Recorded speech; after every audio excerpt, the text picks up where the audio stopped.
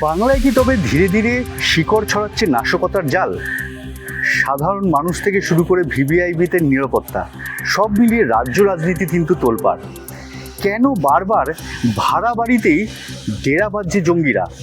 পশ্চিমবঙ্গের বিভিন্ন জায়গায় দেখা যাচ্ছে বারবার কিন্তু একটি মারাত্মক তথ্য উঠে আসছে, সেটা হলো ভাড়া বাড়িতেই জঙ্গিদের ডেরা খুঁজে পাওয়া যাচ্ছে।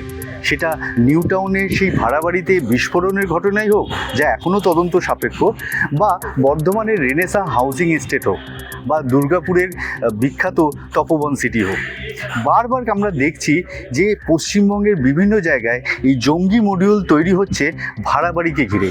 অর্থাৎ জঙ্গিরা ভাড়া বাড়িকেই সেফ হাউস হিসেবে গড়ে তুলছে।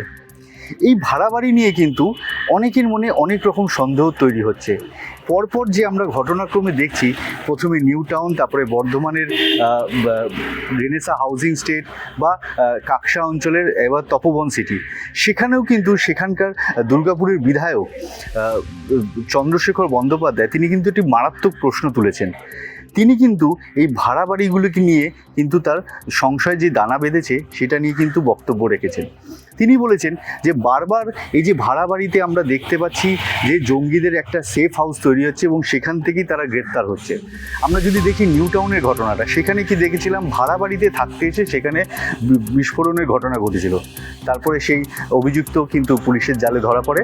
তারপরেই আমরা দেখলাম বর্ধমানের এই রেনেসা হাউসিং স্টেট, সেখান থেকে জৈশে মোহাম্মদের জঙ্গি হামিম মণ্ডল গ্রেপ্তার হলেন, এবং তারপরে তার এক বান্ধবী অর্পিতা, সেও কিন্তু জালে ধরা পড়ল।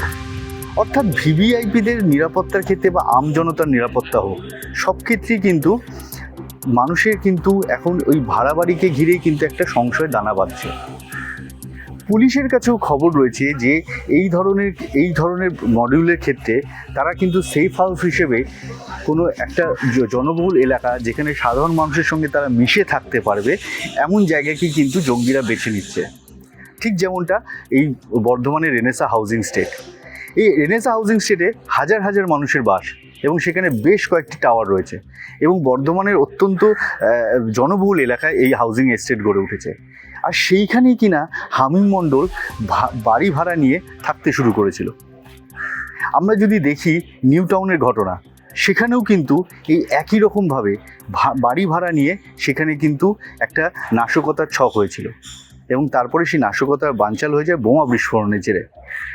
এইবার দেখার যে বিজেপি বিধায়ক তিনি বলেছেন, যে চন্দ্রশেখর বন্দ্যোপাধ্যায় তিনি বলেছেন যে এই ধরনের ঘটনার ক্ষেত্রে আমাদের কিন্তু সজাগ থাকতে হবে।